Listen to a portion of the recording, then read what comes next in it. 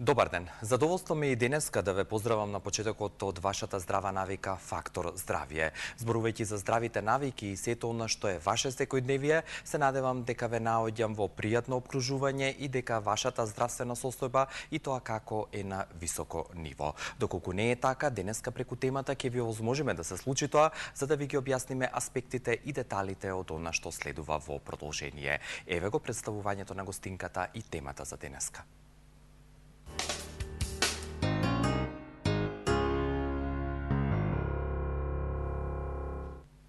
Зборувајќи за потомството и сето она што секој со нетрпение го очекува како наследство во својата фамилија, нормално дека проблемот со неплодноста или решавањето на оваа состојба неизоставно е работа на Newborn Clinic, Центарот за плодност од Скопје. Тимот од Newborn Clinic денеска повторно ќе гостува во Фактор здравје преку темата и гостинката, а јас уште еднаш би сакал да ве потсетам на контактот со нив. Тоа се двата директни телефонски броеви 0227343350 и 0774434443.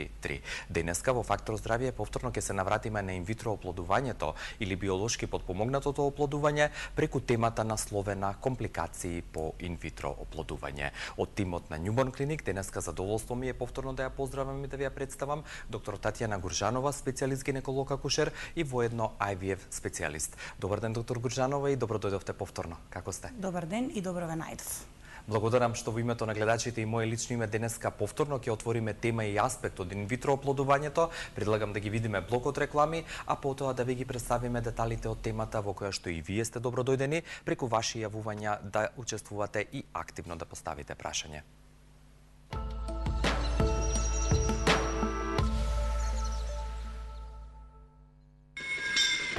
Денот ви е исполнет со нервоза. Патите од несоница, стресот ви е секојдневие. Решението е Вамекс. Гербален лек од валеријана, маточина и хмелј. За убав ден и мирна ноќ. Ординација по кардиологија и интерна медицина, доктор Данаилов. 20 години се грижиме за вашето здравје.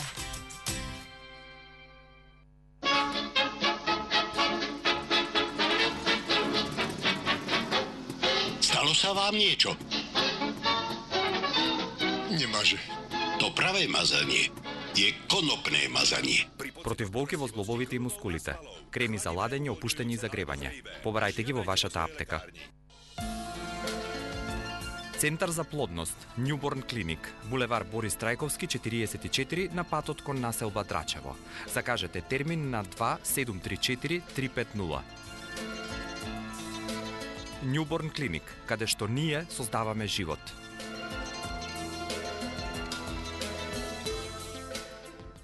G132 plus Natural, pomoći kod najtežih bolesti.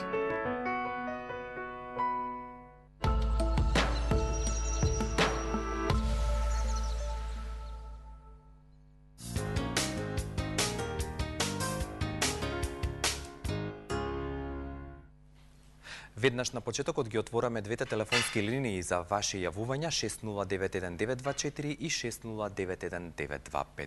Денеска зборуваме за компликациите после инвитро оплодувањето или биолошки потпомогнатото оплодување со доктор Татјана Гуржанова, специјалист гинеколог акушер и воедно IVF специјалист од Центарот за плодност Newborn Clinic од Скопје. Повелете, јавите се и поставете прашањето колку ви интересира нешто, а доктор Гуржанова, кога зборуваме за ова биолошки потпомогнато оплодување, сме апсолвирали, сте споменале и сме повторувале дека тоа може да се изведува на два начина, на спонтан циклус и на стимулиран циклус. Така. Дали ова го детерминира појавувањето на евентуалните компликации после инвитро оплодувањето? Евентуално стимулираниот циклус прави поголем ризик од компликации. Ние досега многу сме зборувале нели за третманите, за причините за стерилитет, за третманите на истиот, но никогаш досега не сме зборувале за компликациите, значи и за ризиците понатака, оние што се непосредни ризици после самата интервенција, како и касните ризици со раѓање на дете кое што може да носи некакви генетски аномалии заради самата инвитро постапка. Значи има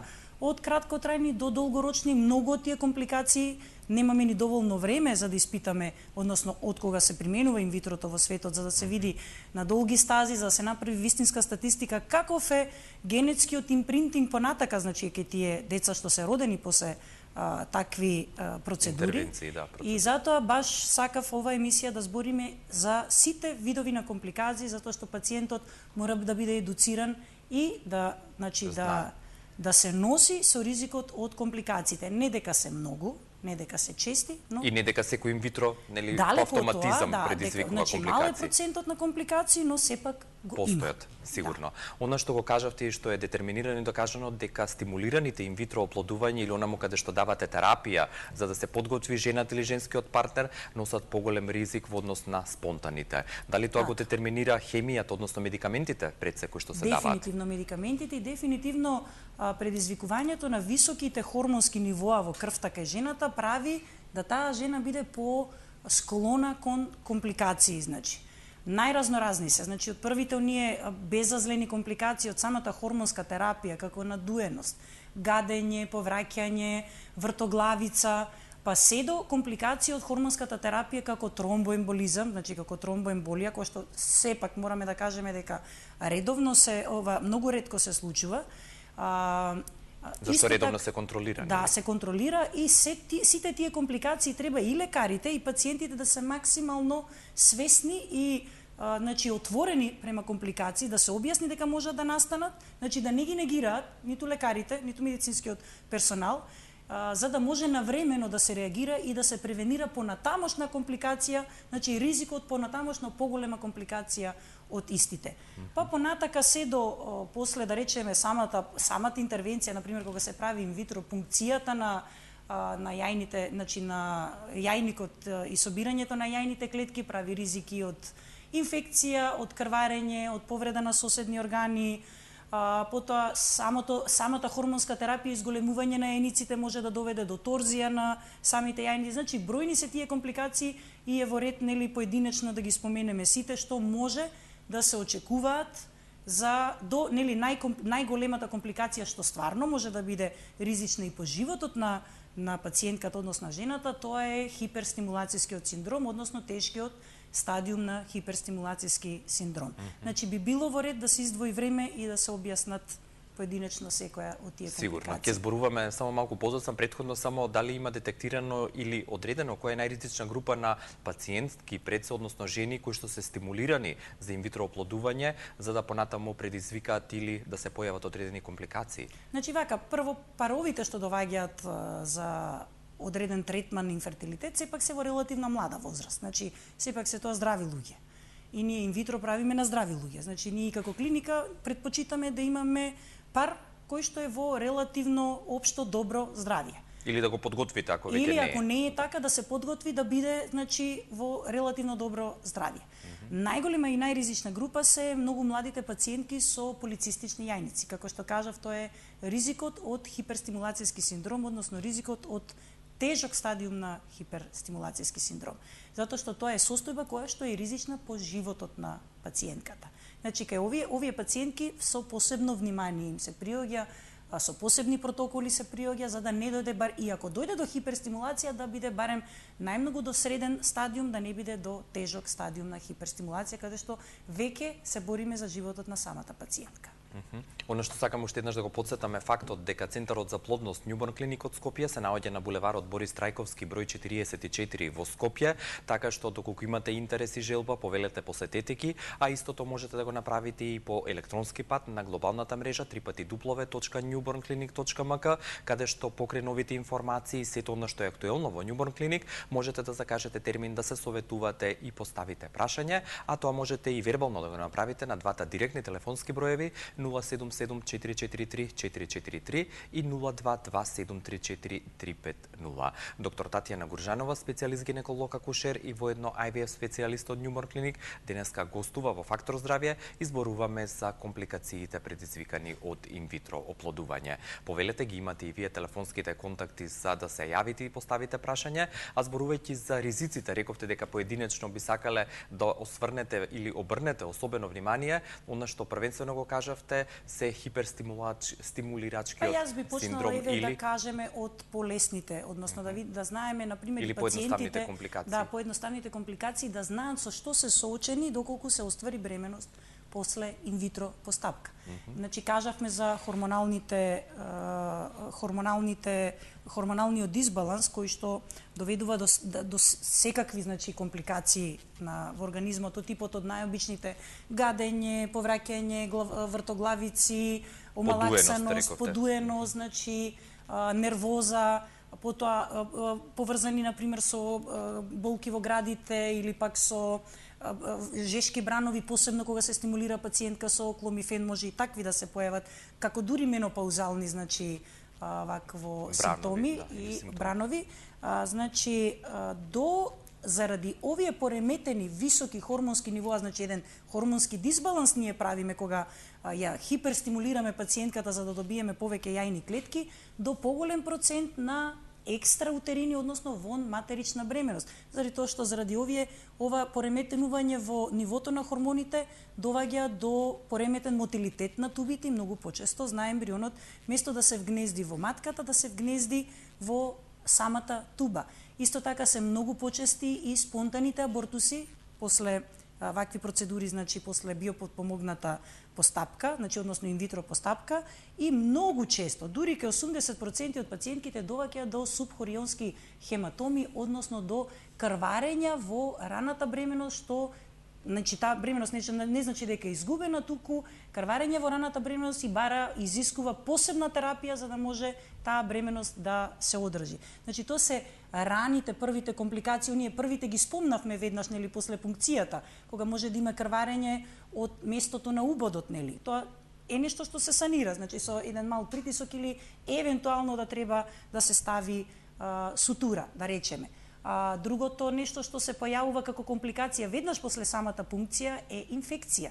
Посебно кај пациентки каде што имаме хидросалпингс, проширени туби, а нормално такви пациентки се кандидатки најмногу за инвитро, или пак ендометриотични жаришта и многу често после пункција, доколку дојде до пунктирање на таа структура, да дојде и до инфекција на истата и до појава на тубооваријални апцеси после пункцијата. Инфекција која што треба да имаме во обзир, кога пациентката ќе се пожали на болка или висока температура или покачени лабораториски знаци за инфламација, дека може да биде и тубооваријален апцес, затоа што навремено ако се фати нема да остави поголеми последици врз незината состојба. До, како што кажав, и торзија. Торзија значи свртување на самиот јајник и прекинување на циркулацијата на јајникот. Снабдувањето со крв. Да, заради тоа што тие јајници се зголемуваат со самата стимулација. Сега тој јајник треба брзо да се интервенира, да се направи најчесто лапароскопско одвртување, како да го кажам едноставно, да се враќање во првобитна состојба и тоа побрзо додека не настанала некроза, односно додека се уште може да се реставрира и циркулацијата и функцијата, за да се спаси тој јајник за понатаму. Тоа се компликации што се случуваат. Што ние треба и што пациентите, барем во нашата клиника, верувам дека и во другите клиники што се бават со оваа проблематика, ги информираат своите пациентки, и потпишуваат согласност дека се информирани за можните компликации од истите. До понатака, како што кажав, ризикот поголема честота на вонматерична бременост заради високите нивоа на хормони и пореметен мотилитет на тубите, како и крварење во рана бременост, субхорионски хематоми, и затоа овие пациентки секогаш се сметаат за ризични пациентки и бараат почести контроли и поголемо внимание и од страна на лекарот и поголемо внимание и од самата пациентка. Таа бременост не се третира како нормална бременост. Исто така кај овие пациентки после инвитро е многу поголем процентот од повеќе плодова, бременост. Сама по себе е таа ризична, башка тоа што е повеќе плодова бременост после инвитро постапка. Повеќе плодовите бремености многу често знае да дојде до изумирање на едниот плод во текот на бременоста и сега ако дојде до исфрлување на едниот плод може и тој здравиот и живиот, односно да го повлече со себе, да дојде до абортуси и до предвремено породување кај што имаме повеќе плодова бременост после инвитро постапка. Значи, тоа се ситуации за кои што ние како инвитро лекари не смееме да застанеме само на тоа дека сме завршиле со ембриотрансферот, дека не интересира само остварувањето на бременост. Во периодот до првиот тест за бременост и после тоа веќе да не ни интересира таа пациентка.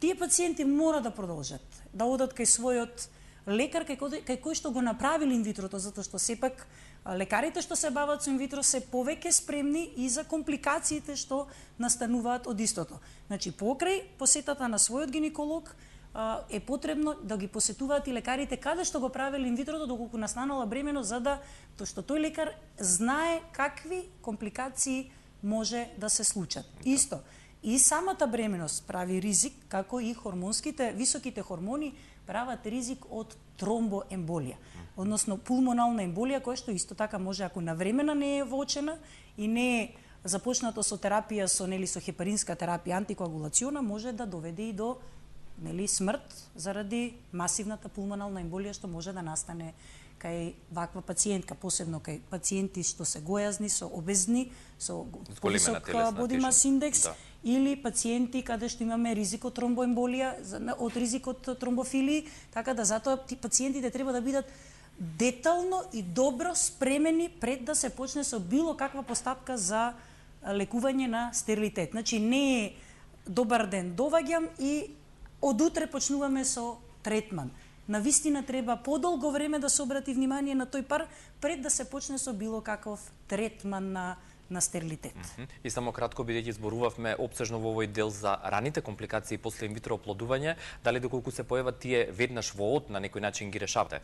Раните да, веднаш се третираат, веднаш се започнува со терапија за да не дојде, односно за да може да се излечи пациентката и да не дојде до нормално до поголема компликација, односно до понапреден степен на компликација на истата. Доколку е нешто што ги надминува можностите на самата куќа, што се бави со третмани за стерилитет, тогаш таа пациентка треба веднаш да се реферира, односно да се испрати во соодветен хоспитален комплекс, односно во соодветна болница, каде што ќе се најави, каде што ќе се каже каков е наодот и каде што таа соодветно ќе биде прифатена и третирана. Сигурно. За доцнежните компликации ќе зборуваме во продолжение. Благодарам за овој воведен дел, а по блокот реклами ќе ја продолжиме емисијата и денешната тема насловена компликации после инвитро оплодување.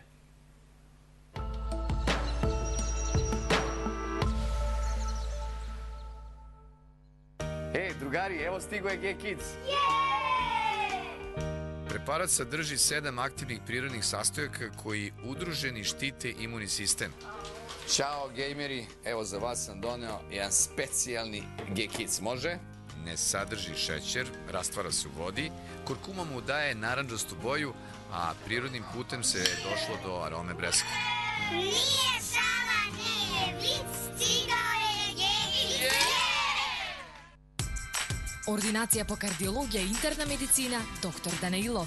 Комплетна еходиагностика на срце, ехопрегледи на стомачни органи, штитна жлезда, дојки, доплер циркулација на целото тело. Закажете на 24 34 000 или информирајте се на danailov.mk. Ординација доктор Данаилов. 20 години се грижиме за вашето здравје. Најдобар начин за здрав живот се здравите навики. Превенцијата е основа во работата на поликлиниката Сити Медика. Во соработка со Фондот за здравствено осигурување, стручниот тим од повеќе специјалности, фамилиарна медицина, педијатар и комплетна дијагностичка лабораторија обезбедува брз и сигурен третман.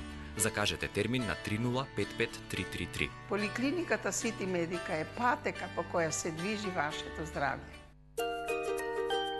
За бистар и чист поглед, за да гледате без очила, и близу и далеку. Безболно со екзајмер ласер технологија. Збогувајте се со вашата диоптрија. Имате перде со ефикасниот фако метод. Брзо и ефикасно отстранете го од вашите очи. Лидери во Македонија и во регионот. Европска очна болница Скопје. 20 години боледувам од бело дробно заболување. Болеста е обструктивна. Често останувам без кислород. Не може да дишам, особено кога воздухот е загаден и има магла. Но се гушев на пролет и на есен, кога цветаат дрвата. Знае 2 до 3 пати годишно да поминам во болница. Но за мене имало спас, верувајте. Веќе 2 години користам Г Натурал зелено пакување и се чувствувам одлично. Го подигнав имуниот систем и што е најважно се, почнав нормално да дишам. G132 плюс натурал е мојот избор. Hvala International Healthu što brine o zdravlju nacije. G132 plus natural.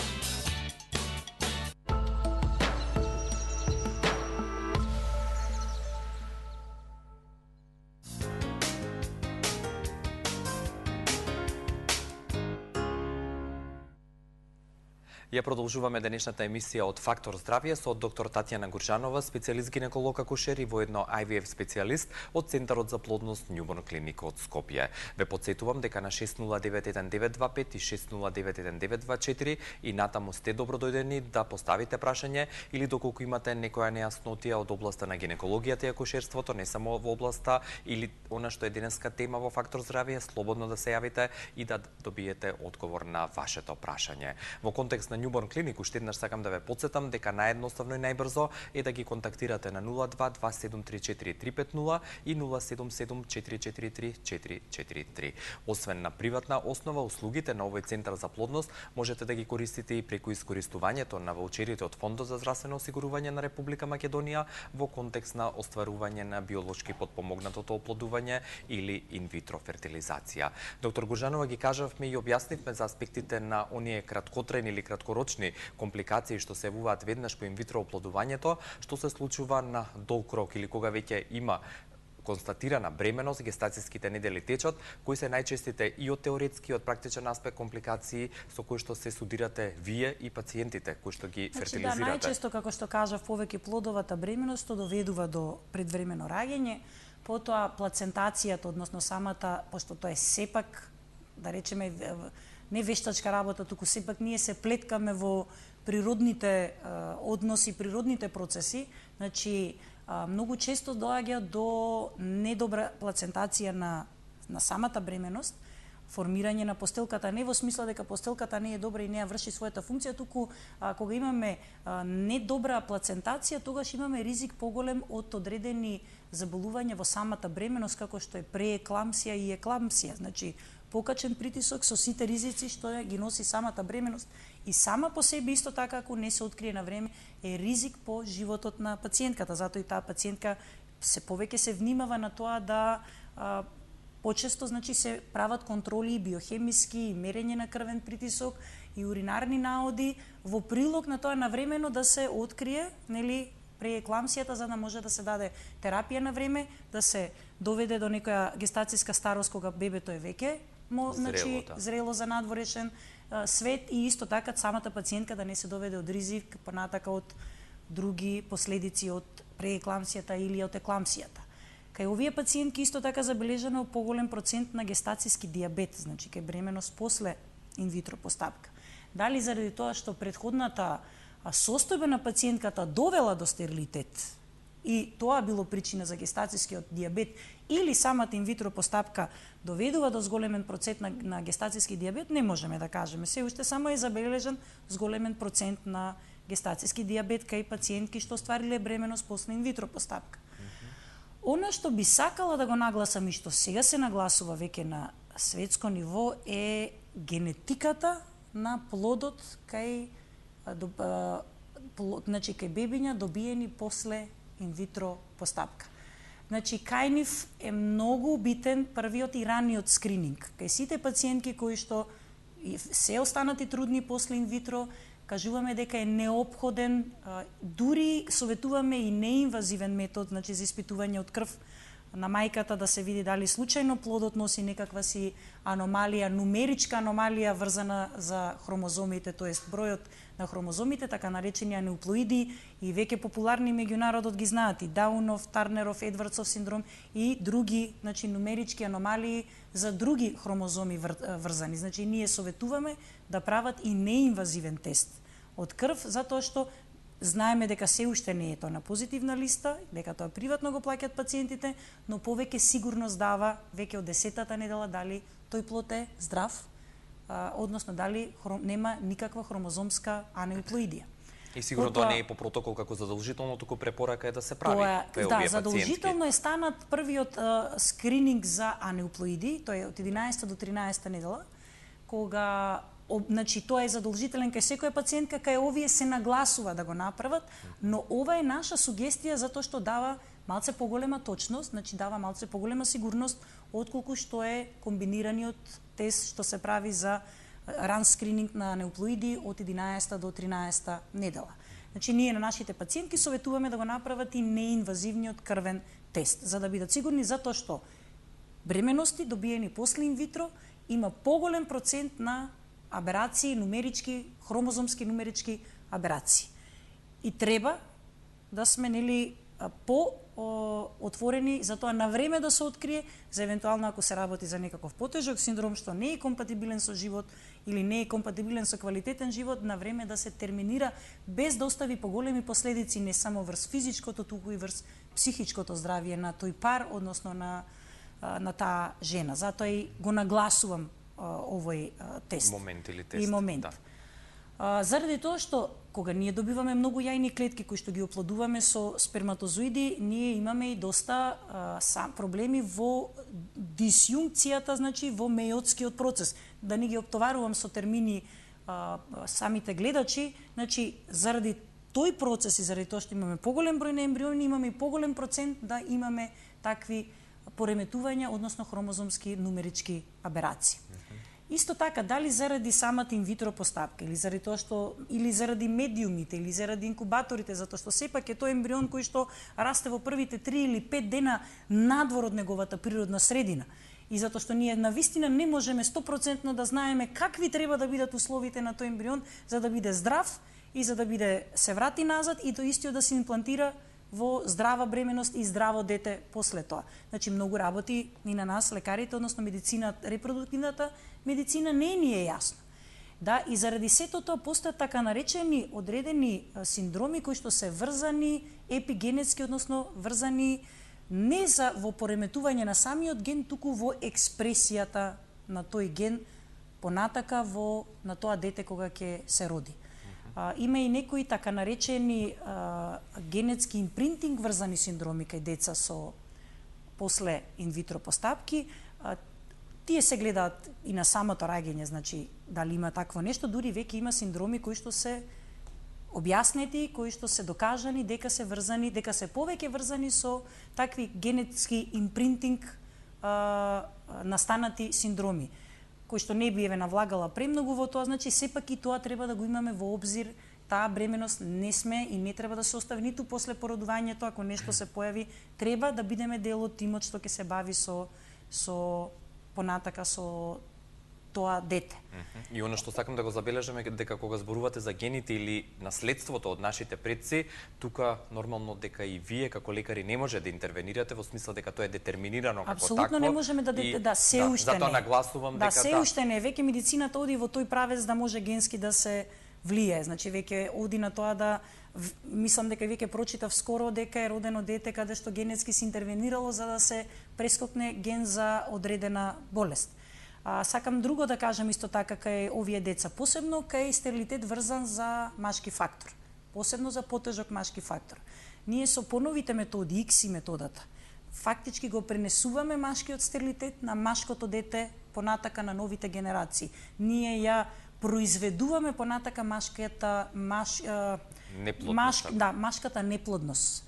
Посебно машки стерилитет од потежок облик секогаш е врзан со некаква хромозомска аберација или за самиот Y хромозом или микроделеци, значи има повеќе фактори кои што доведуваат генетски до таа потежок облик на машки стерилитет, но ние со X методата понатака го предаваме тој ген да се пренесува на машки деца.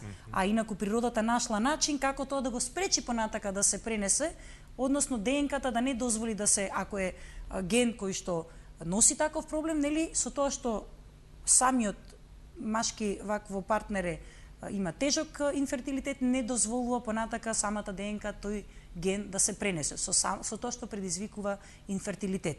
Значи ние колку што усреќуваме парови и навистина имаме многу здрави, убави дечиња на кои што ние мислам дека кога ќе дојдат идентично се радуваме на нив, многу пати доаѓа и до некои несакани моменти, ретки, но и несакани моменти, кога имаме и појава навремено откриен синдром и каде што доваѓа до терминирање на бременоста или завршување, да.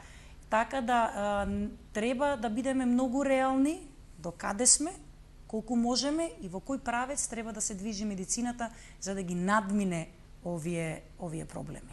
И она што сакам уште да го апсолвираме или да го потенцираме е фактот кога имате инвитро оплодување или кога некоја пациентка после неколку неуспешни инвитро оплодувања оствари бременост, дали тоа значи дека секој инвитро оплодување само по себе е ризик за понатамошни компликации, не само кај една пациентка, но и кај повеќе? Се смета, сега значи многу често од сите компликации, хипотетички, нормално, хипотетички ризици најмногу ги интересира пациентките дали има ризик од рак, нели? Генерално кажано со да речеме по прости зборови, тоа се дали има ризик од малигни заболувања што се хормон зависни. Има мал процент, значи, на ризик после неколку пати повторени такви процедури каде што се зголемуваат хормонските нивоа премногу, само и доколку има генетска предиспозиција кон исти такви малигни заболувања што се хормон зависни. Значи, ако нема генетска предиспозиција, не може да се развие малигно заболување заради, односно како последица на инвитрото. Значи, тоа е веќе јасно поставени студии кои што има обработене повеќе од 30.000 пациентки што тоа го направи. Значи, веќе има јасен став према. Значи, тоа е веќе задоволителна бројка, 30.000 најчесто пациентите тоа го прашуваат.